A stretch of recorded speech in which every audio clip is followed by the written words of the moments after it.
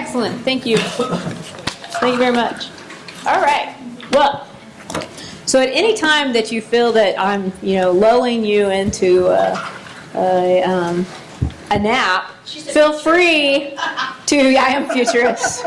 Feel free to stand up and do some squats or stretch so that we can keep engaged, okay? All right, so, well, with that great bread over at J2, I don't know how any of us are going to stay awake for the next 2 hours. Okay, so one of the great things about the opportunity to reimagine the Nature Center and maybe scale back a little bit is it gives us another opportunity to start looking at how we focus on the entire green centerpiece and not just what's going on at Leela.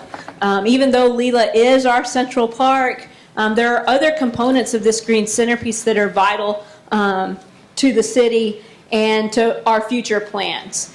And one of those pieces is Lake Park, and we are going to embark on a master plan for redesigning and maybe reconstructing, giving some life to the day use area.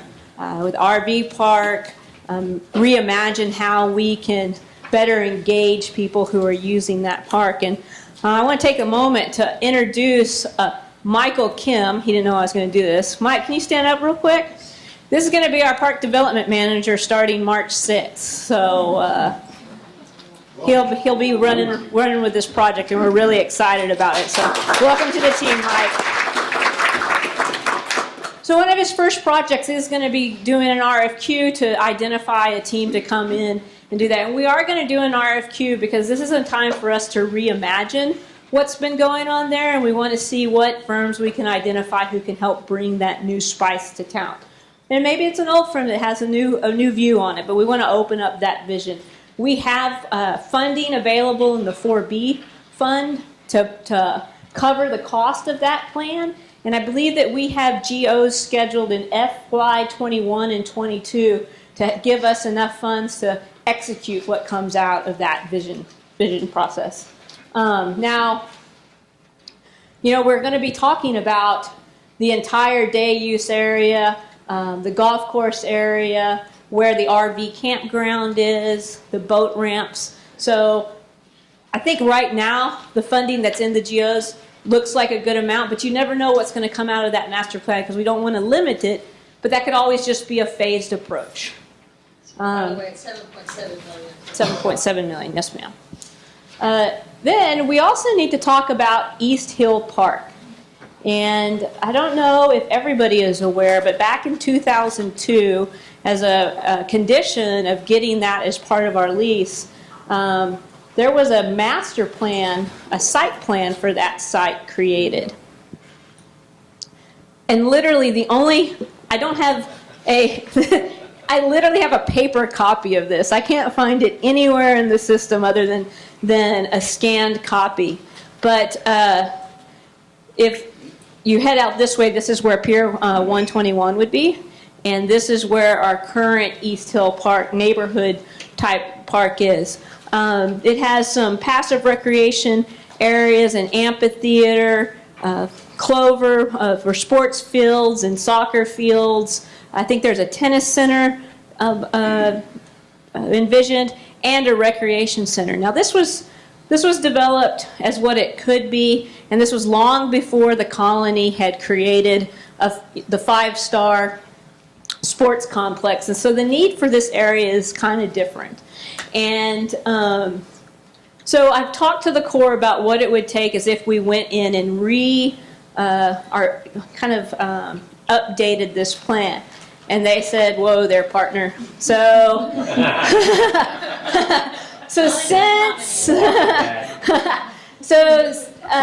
it was approved in 2002, and since it was approved, what the Corps will allow for development on their properties that touch one of their water sources like Louisville Lake has changed to a much more passive and environmental type focus. And they would not approve, they no longer approve the planning or construction of intense ball fields and sports complexes on Corps property.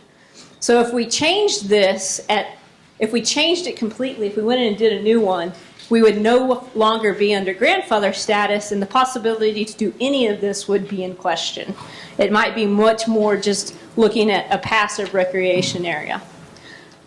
So, and a little bit of it is, it's no longer really consistent with what we need in this area with our 2025 plan or our new updated master plan. And so my suggestion is rather than having to fight or bump heads with the Corps on it, is that we keep this as a general plan, but we just kind of ease back a little bit. Instead of going a full-blown sports complex with a clover and baseball fields, that we look at much more multi-use general areas for people to maybe go practice softball, soccer, have a pickup game of baseball or football. I'm not quite sure this is the best place for a recreation center for the east part of town. If we look at Castle Hills coming in, it'll be cut off from that area by 121. So the idea that it would be easily accessible would be limited by that structure. And just from an environmental standpoint, is do we want to put an amenity that has that intensive maintenance and manicuring that is on the edge of our water source, or one of our water sources, or Dallas's water source?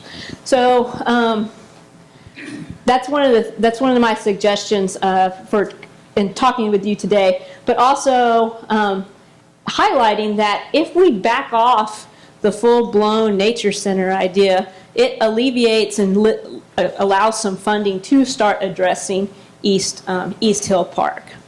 So I guess one of our decision points is getting some input from you on when we should start looking at going towards development for East Hill Park. And that could come from a couple of standpoints. We can start now, we can start talking with our Parks Board and getting public input, or should we wait till we're closer to annexation with Castle Hills so that they become part of the process? I think yesterday we determined that Castle Hills can't be a part of the Parks Board right now. Is that, we did, right? Okay. So, because it's charter. So the input from them at this point would be a little bit difficult. You couldn't invite them in? We could, but we're also in the limbo stage right now. I think it's part of our public engagement process that we could probably provide some conversation in our system. We could, but one of the other issues is, well, I mean, we've got a whole bunch to do, and maybe this is like we'll come back to at the end of the presentation, the decision point of how we list that out, because we've got some other things coming up that are going to be on this side of the green centerpiece that maybe we know Castle Hills is coming in the future. We're going to have to do a new Parks and Recreation master plan the moment Castle Hills is annexed anyway, and that could just be one of the first feature projects we do with them under the new master plan, so that they're completely integrated in the process from the beginning there.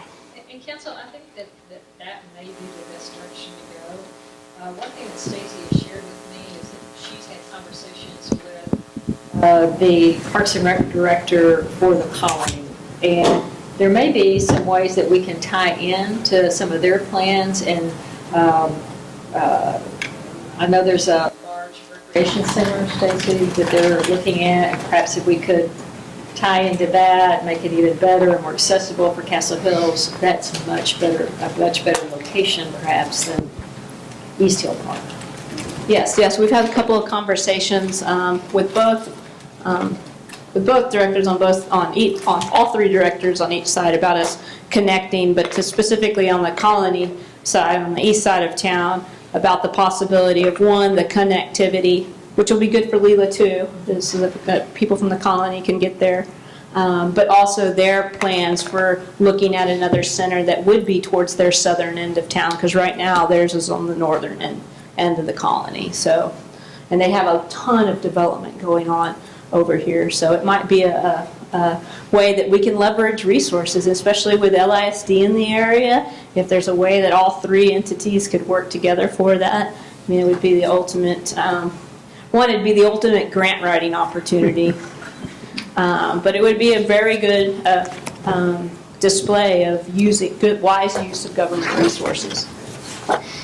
We'll come back to that. We'll come back to it. Okay. Another thing that we want to talk about, and an opportunity for funding that might come up, is our kayak launches. We are in the middle of, I think bids closed yesterday afternoon for the kayak launch. Yay! Down here at Hebron Parkway. So we'll know soon what that bid amount is and what our timeline is going to be. But we don't have funding right now for the northern kayak launch, and that could be a source of funding for that. We are also, want to give y'all an update, is we are working with a local group who is trying to get a national park system designation for the Trinity River Kayak Trail. Not only our branch from the Dallas side, but also the branches that come in from the Fort Worth side, which would be a great branding opportunity for all of us. And there's a couple of points of in between the Hebron and the Lewa launch that we would have some opportunities to set up third and fourth launches or pause spaces along the river for people who are kayaking that long way to pull out and take a break. So we're excited about that. I don't know.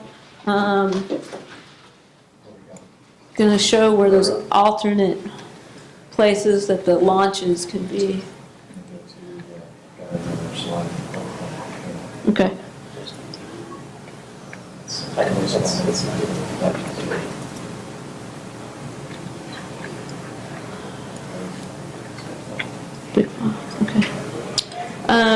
So the idea of starting to think about additional launches, one would be, as we came across over here in our extending corporate drive, that'll be a natural place to have a launch. People can access it from there. And then also, I think, well, this will pick up that one I was talking about.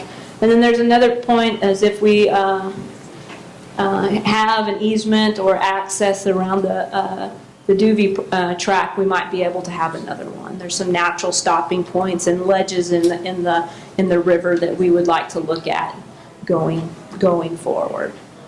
And if y'all are okay with that, we'd start moving towards having those third and fourth ones planned in the long run. So when she talks about getting your direction, that means when we look at our financial plan for 4B, we're going to start plugging that in. So I don't remember how much we have per launch, but I remember it being much more expensive than we thought originally, because two launches went to one. Yeah, so I think originally we had 1.8, and I think right now we're looking at 1.9 for one. So one launch is $1.9 million. So, but the good thing is we've got the design for the second one, so we don't have to spend money on the design there, nor any of the testing issues that we faced when we were designing both of them. It's shovel ready. If we get down the road and once we get through the dam project, we'll be able to move forward. We can look at using available 4B funds for that, but also I think there's some boater access grants from TPW that we can look at to supplement that would then open up further opportunities down the river. At Waste Management Landfill, I've had a great conversation with Greta over at Waste Management a couple of weeks ago, and looking at a possible closure of the landfill in 2 or 3 years. Now I know that people have talked about, creating a ski hill or mountain biking trails that go up and down the facility. We're going to have to wait a little bit for that, because we're not going to be able to put anything on the upper parts of the facility for 15 to 25 years when they quit releasing gases. But what we can start on right now is looking at pollinator gardens and prairie lands, and perimeter trails along the base, that they are ready to start moving and working with us in terms of stakeholder input, meeting with the Parks Board, meeting with city staff to start planning and finding volunteers and to work on those. They really do a lot of heavy work with Girl Scouts, Boy Scouts, and Master Naturalists to create these areas, and they're very interested in starting that process. So if, one of the questions is, are you okay with us starting to move that way in terms of public input for that process? So council, one question I would have in addition to what Stacy just stated is, what's your prioritization? I mean, there's just so much money available, obviously, in your 40 fund. So how do kayak launches compare to this trail development around the closed landfill? Which would come first For me, for you? the trails would come first. We're planning to do the one up at Leela. We're planning to do the one, we'll have those two, but any additional, Only one's funded. but only one's funded. But we talked about having those two, and those two make sense. The third one doesn't, So that'd be further out in the plan. Yeah, I'd put the trails ahead of that. Okay. Do I hear agreement from the rest of the council? Kayak. I like the kayak launches. Okay. It's something unique and different. So it's a But do you different type need of trail, three? it's a water trail. Do you need the third one? That's where I'm cutting it off, do I need the one in at the midpoint between? Okay. And that's what I'm saying. I'm good with the one at the top and the one at the bottom, but I'm not good with the third one. I'd rather put that in the trails. Because that's another $2 million. I'm fine with that. That I can agree with. So we build the trails first at the closed landfill, then we make sure we get that second kayak launch in Leela. Then later, when money allows, you would have the additional kayak launches. Yeah, or unless something else competes for the money. I mean, that's a decision for later. Yes, that gives us a prioritization of it. No, and that really does help because in the next slide, we'll talk a little bit about, in terms of extending the green, what we're looking at. So everybody knows that we are in the middle of the 10-minute walk to a park initiative. It's part of our master plan. We're going to have a visit from ULI later in March. One of the big things that we're working on right now is negotiating with LISD the use of specific and strategically located schoolyards as public parks during out-of-school time. In a former iteration of the agreement, there were 3 or 4 schoolyards that were identified, and they kind of fell there. I think there was some tension between the city and the school district, and there was also some questions about what access looked like, and so that just kind of fell to the wayside. So we're in the middle of those negotiations, and one of the ones that I'm most excited about is the potential of Rockbrook Elementary Schoolyard becoming a park eventually. And that does a couple of things for us in terms of it solves one of our hottest spots down where the number 2 is on this map, but it gives us also an opportunity to jump in and do some butterfly waste station and pollinator gardens that we've been talking with the school district about, and then it'll tie into some of the lid trail development stuff that we're talking about, and I'll discuss a little bit later about why that's so important from a social equity standpoint. But we also have one up here that's off of Fox Avenue that will create some great accessibility and connectivity to our trails, but some of the neighborhoods, and all these neighborhoods around here, they were built with cul-de-sacs and not through streets, and so making sure that we have a space in here that's easily accessible for those is going to be important. Then the next thing that we're really excited about is while we have some answers in this area with partnering with LISD or just improving our trail system and sidewalk system, is we don't really have an answer for this park desert right here. And we kind of refer to this as the triangle, and this is I-35, this is Business 121, and then Corporate Drive. And one of the cool things about being a part of the 10-minute walk to a park initiative with the National Recreation and Park Association is one of their partners is the Urban Land Institute, and that's a very prestigious and well-known organization of developers, architects, public policy professionals and experts who help people develop public policy, incentive programs, and guidelines for creating great development and public space. And so we got another spin-off grant, and they're bringing a national panel to town on March 27th through the 29th. And on the night of the 27th, we'll have a reception and have an opportunity for staff and city council to meet with this panel. And then on the 29th, after they've been in town, done some intensive walkthroughs and interviews with stakeholders and residents and businesses from that area, they're going to put together a set of recommendations for how we can solve the 10-minute walk to a park deficit in this area. I think yesterday we heard about the successes of a development that's based off a park system. This is the horror story of when there is no park in an area and not designed and not planned. If you overlay this 10-minute walk to a park grant with our CDBG areas, they're almost exactly the same. So the absence of a park, I'm not going to say it leads to areas where we have depressed socioeconomic situations or heightened crime, but it also is just an indicator of how people are cut off from social services and a way to connect in a healthy way with their neighbors.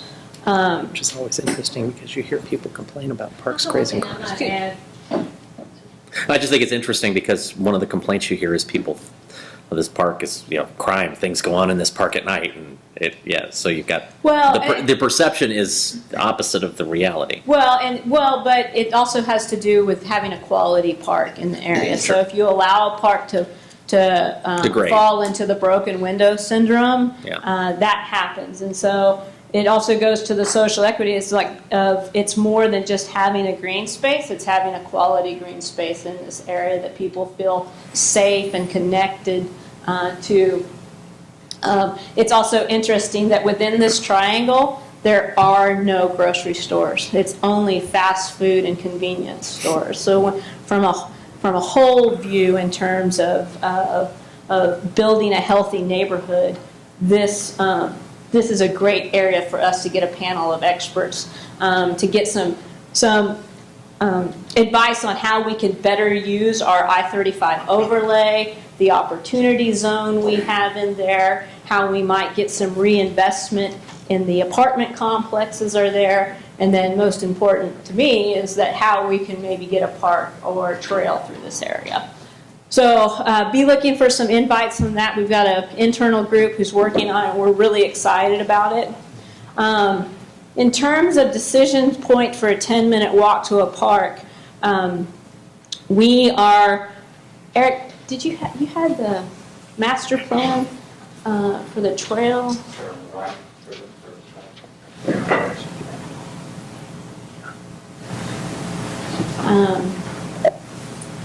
Councilman Ferguson, you talked about making sure that the trails are a priority. One of the decision points we want to move forward with is we had talked about in the past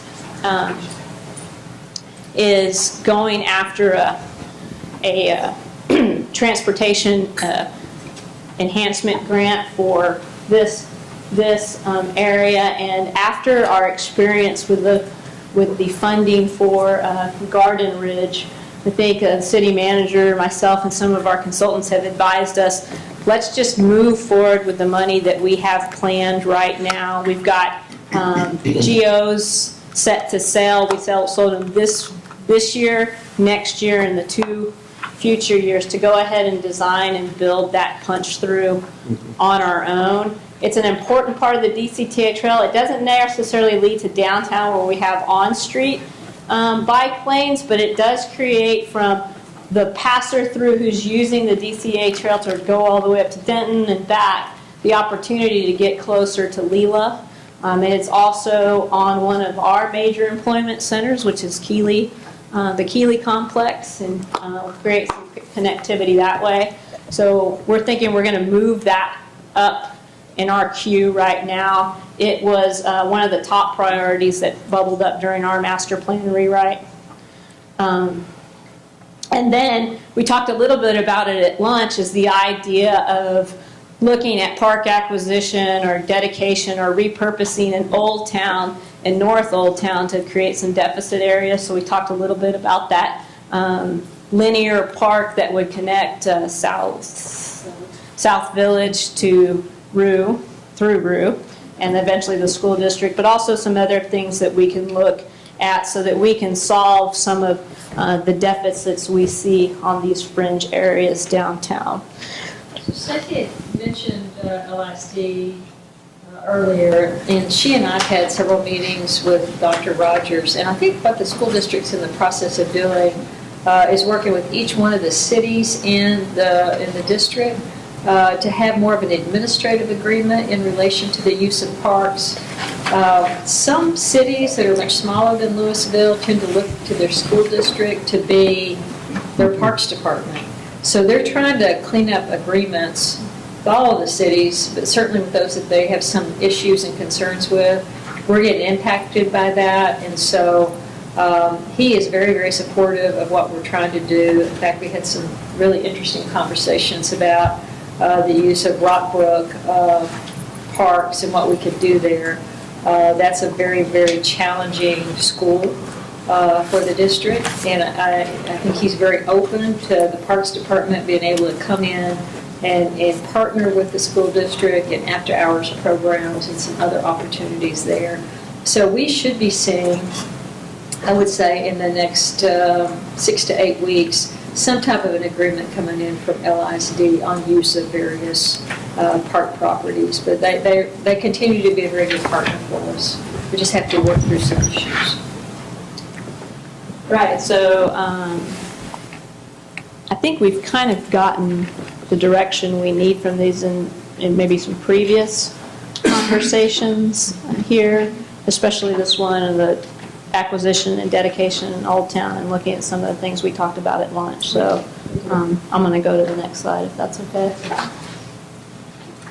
So then another update / question for y'all is we are currently working on the Valley Vista Nature Park, which is the park across the street from Thrive, and getting our plans together. We are in the running for 2 grants from Texas Parks and Wildlife. One is a $500,000 grant with a $500,000 match, and that would encompass this outer trail and then this first inner trail here with limited development of the nature nodes and play spots, and would help us get towards having a viewing platform out here, out over the creek and into the tree canopy. And then we have a second one for their recreational trails grant to get some of these smaller offshoot trails done to accent some of the harder trails along the perimeter. So we should be, so they were supposed to post the agenda for the commission meeting for that first $500,000 grant this week, but it looks like they've delayed it to Monday, so we should know Monday whether we are on the recommendation list from staff to get this first grant. And then the trails grant, we'll know in June whether we get it. My question to you right now is if we don't get the grant from Texas Parks and Wildlife, obviously we have $500,000 sitting waiting for the match, would you want us to go ahead and use some of that to go ahead and develop the outer perimeter trail, or would you want us to hold on for another grant opportunity the next year, because typically what happens with Texas Parks and Wildlife is they tell you, here's why you didn't get it, and here's how you can increase your scoring value. Another thing about that is they have just received word that they will be the major pass-through for the Land Water Conservation Fund for the state of Texas, and they've carried a big windfall into Texas because of some recent lawsuits. And so the amount of funding available the next round will be heightened if we don't get it. I feel confident that and hopeful that we're going to get it, but I wanted to kind of get some direction from y'all. We would still have the Inner Trail grant possibility in June, and if that didn't happen, we could look at least cutting trails, because we are moving forward with go ahead and using some of the funds that we have available, the additional available funds in Thrive and the 4B fund to go ahead and get construction documents for this. So council, what that would mean is if we don't have this grant we've applied for, this project could sit a whole nother year. And I know I've had conversations with several of you that is of concern. So the risk is we go on and we move forward with city funds, which normally means you're probably not going to be eligible for any additional state funds to finish at least those outer realm. Right, or we'd have to find another $500,000 to be the match.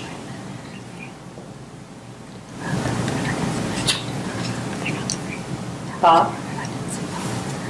I think going forward with that, with the outer trail is important. I hate to see it delayed for a year. Just because, if we have the design, we can move forward, I think. Say we do not have.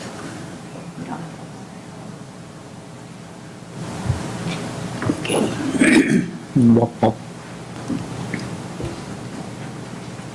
So we could take a break. Take a.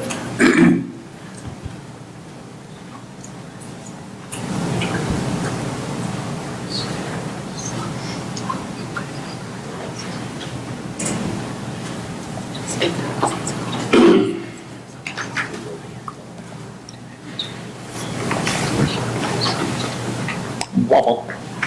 So if we could take a 10-minute break and see if we get Brandon back. Okay, well, we will now take a 10-minute recess. Recess. Recess. Hey, Parks fans, reset.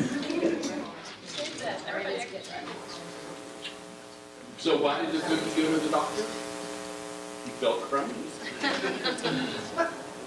So somebody came into my house yesterday and they stole my Scrabble board and they threw it out the window. Anybody got any word on the street?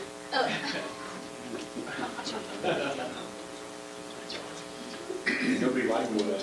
Instead of the NCL.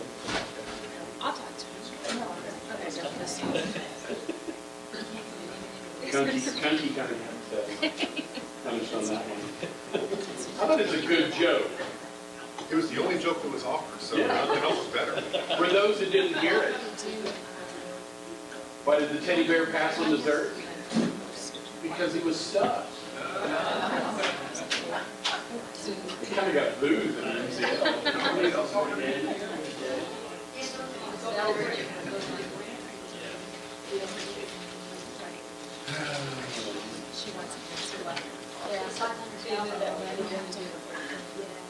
So we the old dad joke.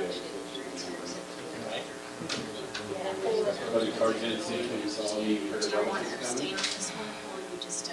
There's herd elephants. What did he say when the herd elephants was wearing their sunglasses? He said nothing. Now we know he was what he learned at Texas Tech. In the Dust Bowl.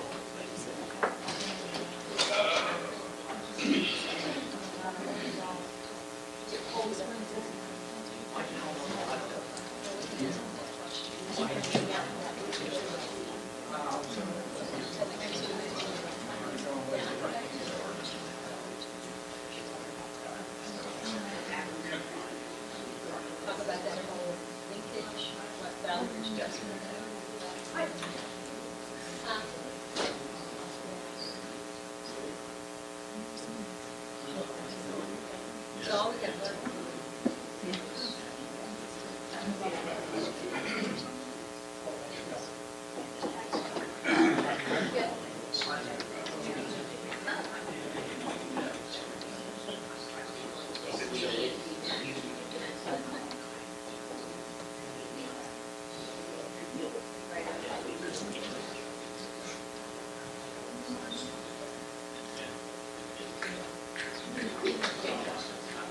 I think that's, so I think. We just need to, so hopefully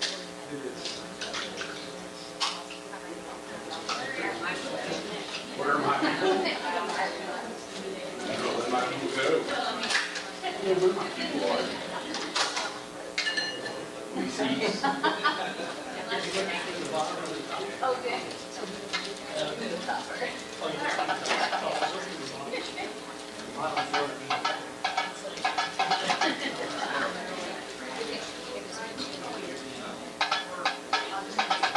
You can't remember that. Huh? You can't remember that.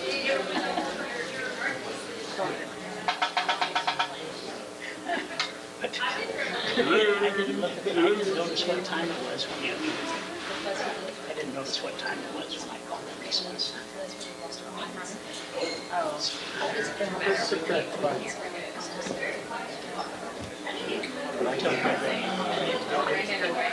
Somebody come get me when I can. You can do it. You can do it. Somebody come get me.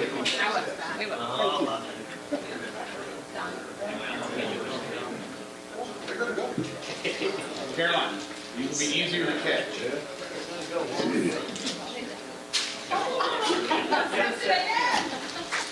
Okay, one more time. All right. Earn your power around here.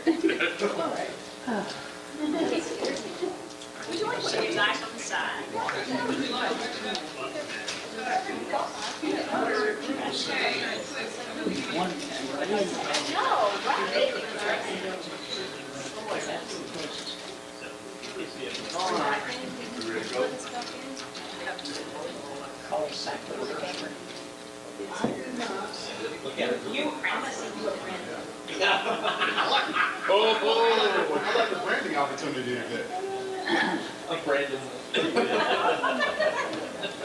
Since I called the recess, I'm happy, I'm new about it.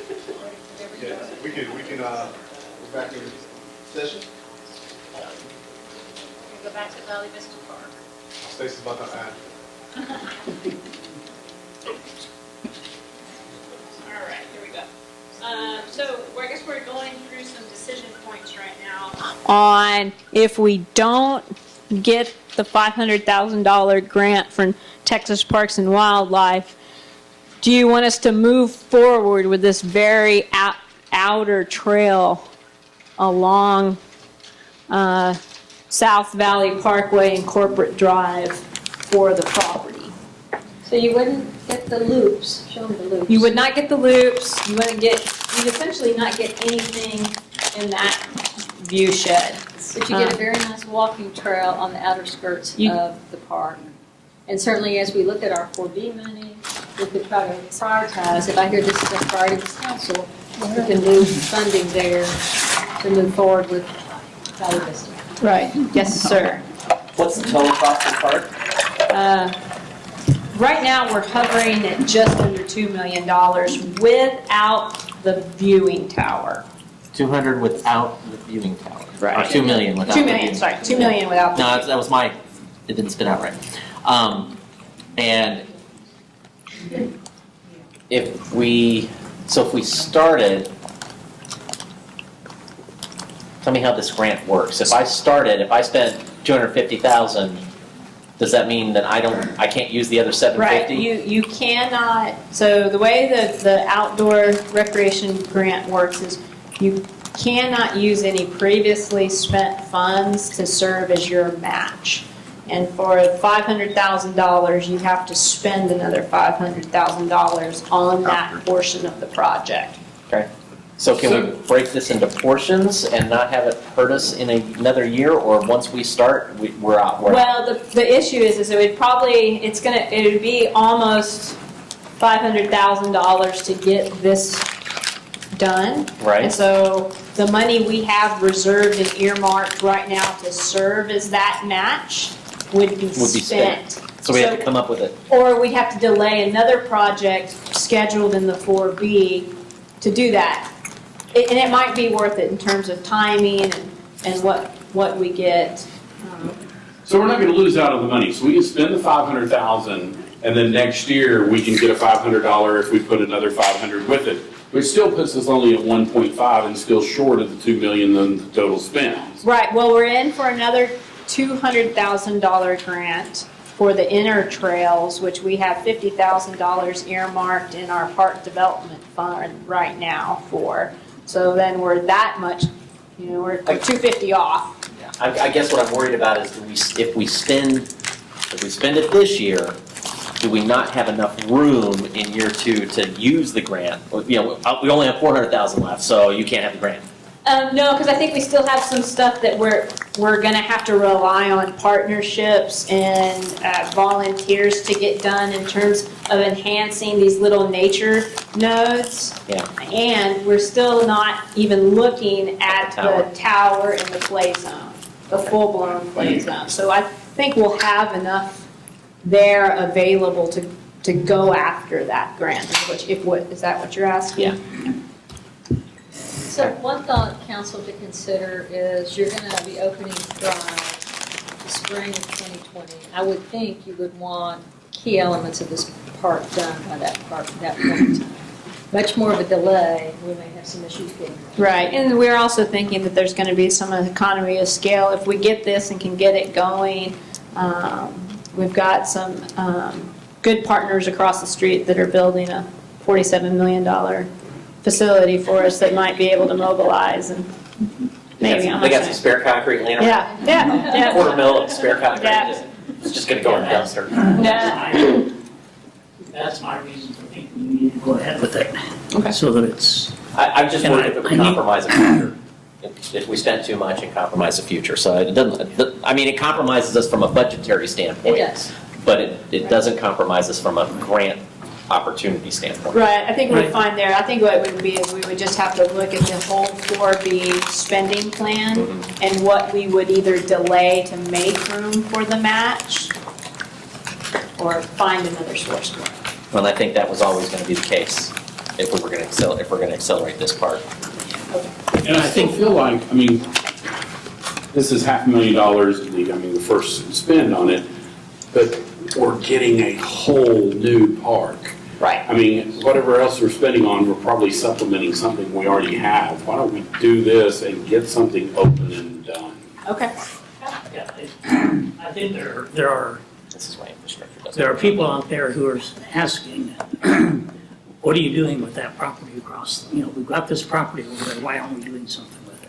And I think it's important that we show, we're moving forward with that project. And we are moving forward now with current funding to getting to construction documents of this initial phase. So we will be able to execute it, whether the grant comes or not. With the $500,000. All right, and then in terms of the interactive viewing tower, we'll talk a little bit more about that after somebody's pitch.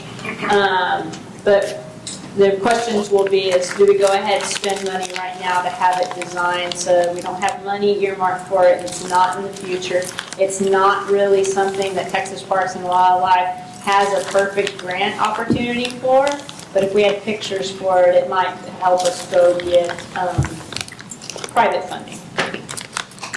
Okay, so thank you for that direction. The next part in terms of extending the green that we're looking at are just an update is we are in an interlocal agreement that's being handled by the North Central Texas Council of Governments between us, Capel, think Grapevines jumped on in Carrollton to design the extension of the DCTA trail to connect to Capel and to Carrollton. So we're excited about that, and we've got some opportunities where the director in Carrollton and I have been talking about the possibility of this becoming a regional trail, a regional park that just has trails in it. So we're excited about that. But it will connect and bring possibly the DCTA trail and a branch of it over to where our trails are along the lid at the levee district. And so the levee improvement district. So if you'll remember, we've got some pretty good trails around this part of the ponds. We are in the process of designing and to build this, and we've got a trail, like $13 million worth of trails, master plan to go along the entire, excuse me? 17 million. 17 million, oh, with the bridges, yes. With the bridges, 17 million, along the levee district to connect not only the hotels and businesses, but the residential areas that have popped up along there as well. So one of the decision points that we wanted to talk about is we will be going into a master plan process to repurpose the Vista Ridge facilities, both the sports complex, which is at the end of the levee down here, and the amphitheater this way, and how we might be able to connect them with trail systems already envisioned. So council, certainly the reason for that is that our ball fields have been underwater for the last 2 summers.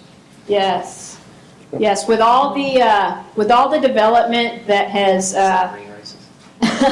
that has gone on in this area, in Louisville and in Capel, and the release rates that are going on up in Grapevine. Quite often, these ball fields are underwater, as is a portion of the parking lot, which essentially renders the park unusable. And it takes our team so long to get these ball fields back ready for use that just reimagining and maybe moving them to another area within Railroad Park or another area in the park system, and repurposing this area to be much more accepting of additional water every once in a while, but you can still use it, is something we're looking at. But with this opportunity of the DCTA trail extension, it's an opportune time to start encompassing and maybe updating the lid trail plan into what that Vista Ridge sports complex and amphitheater master plan would be. So that's an entirely integrated trail system there. So some interesting points there. You remember we developed a $17 million program as part of your bond program, but it didn't make the cut. But if you back up even before that, and the year was 2003. The year was 2003, and Mark Myers owned a number of the buildings around the Levee Improvement District, or in the Levee Improvement District. And he wanted to expand those trails and beautify those trails. And actually, we had legislation passed that would allow an assessment on properties, not residential, only commercial properties, and an assessment to actually build that expansion. So Stacy and I met with the Levee Improvement District representatives 2 weeks ago. And certainly they're not opposed. They might be supportive, but it would be the city taking the lead. Nika's done some analysis for us on who owns the properties. At this point, I don't think Mark Myers owns any of those properties now. So we lost our big supporter down there. So that would be a business by business approach. And they might be interested, because certainly that is a wonderful amenity to make those trails more walkable. And so with your support, council, that is something that probably in the next year we would like to research further and come up with an overall plan. We would bring it back to you because we've just started this conversation. But one of the most interesting points out of the meeting, when we had talked about this system a number of years ago, if the mayor were here, he would remember this, there was some thought that we should reuse the amphitheater as kind of a trailhead, and we should use the waterways in the district for kayaking. And we thought we had an answer back from the lid that absolutely not, they wouldn't allow it because of danger related to the intake structure. So in the conversation we had with the district, they said, no, we'd be very supportive of that. So as we look at this master plan for this area, I think that is something that certainly would be on the table. It would give us an interesting new potential use for the amphitheater. Comments? I see smiles, no comments. I'm thinking urban gondolas. I think that's great. How about little paddle boats that are big ducks that you can? I'm still thinking submarine races, There's geese in there. swan boats. And one of the things that we want to talk to you also a little bit about to make you aware of, so I mentioned that we're in the middle, or trying to finalize design here and move forward with construction of the pedestrian bridge and this portion of the trail system. Well, one of the things that the lid is asking is that we assume maintenance of that portion of the trail. We do not maintain this portion. We don't mow around it. This area there are some areas of disrepair here that will need to be addressed, and we can talk about that in the future. But right now, they are asking us to pick this maintenance up, which mowing, there's a little bit of slope. It's going to cost between about $20,000 a year to maintain at what our level of service would be, which is something right now we don't have planned for. So as we move forward and look at including this, and knowing that we would need to talk to the levy district and talk about the possibility of an assessment, we also not only need to think about how we get it in the ground, but how we maintain it and what that would look like. Would the assessment cover that? If it doesn't, how do we do that?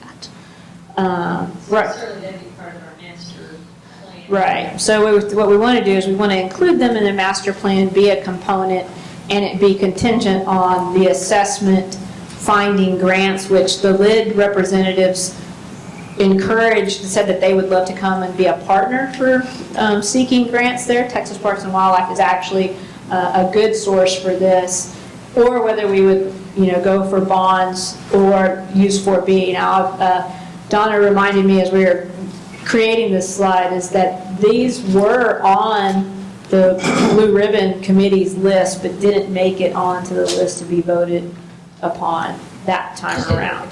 It just didn't make the cut. It wasn't that it wasn't worthy. There was just so much more to do. So those are some of the options.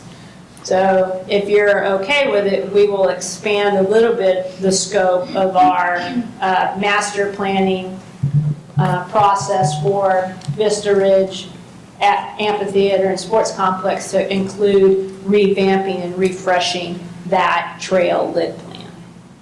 I definitely would like to make sure we have some kind of funding mechanism, whether that be that assessment or we know what the cost is, but see how much that covers, because we don't want to be stuck holding. So I believe the assessment would deal with the initial construction, but not maintenance. Not maintenance.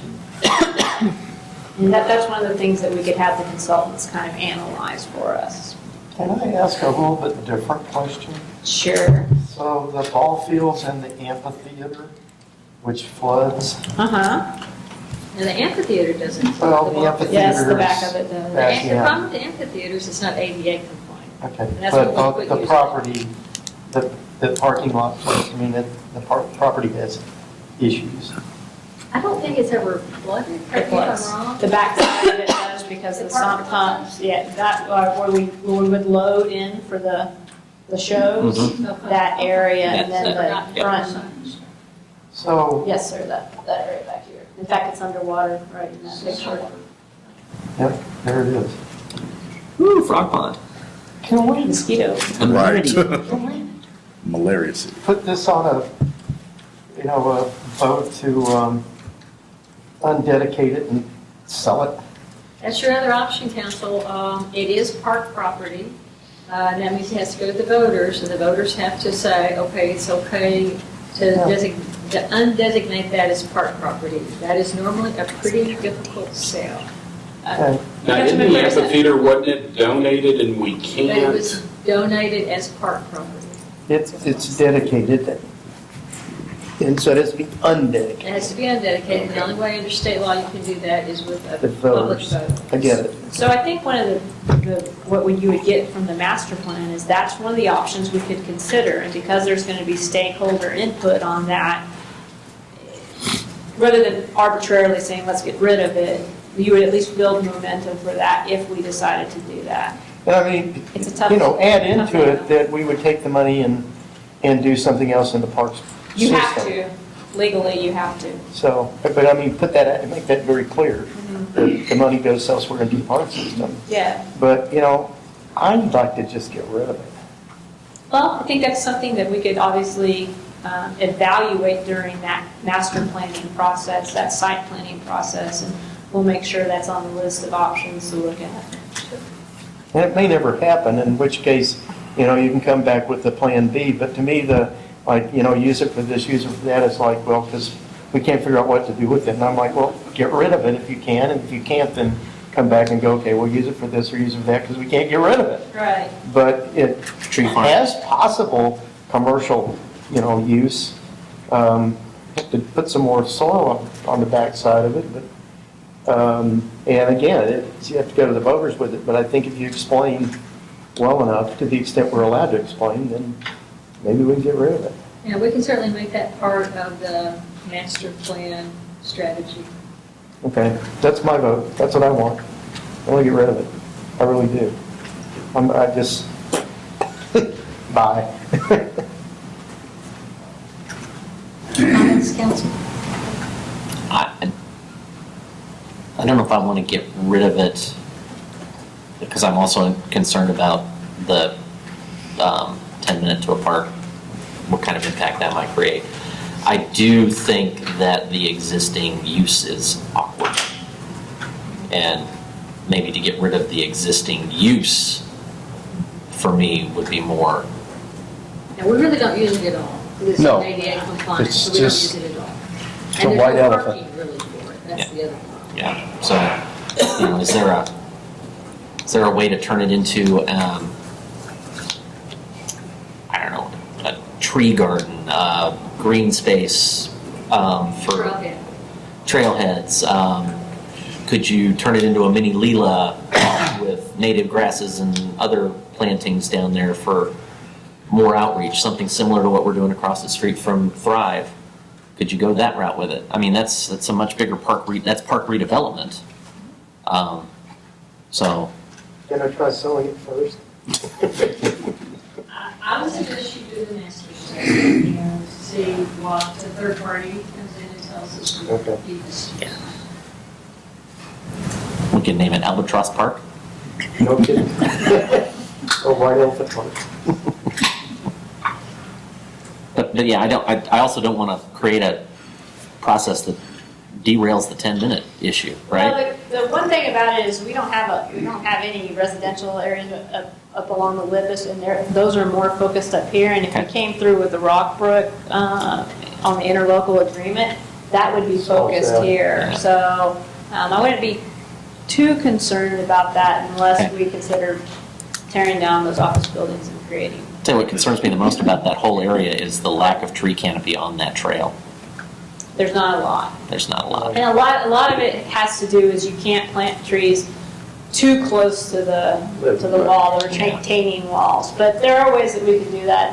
And, we talked about maybe looking at more of some Leela-type prairie land grasses in that area on that slope so that they don't always have to drive those heavy mowing tractors on it, so we talked a little bit about that, and they're actually just open to hearing what we've got to say, especially if we would take over the maintenance.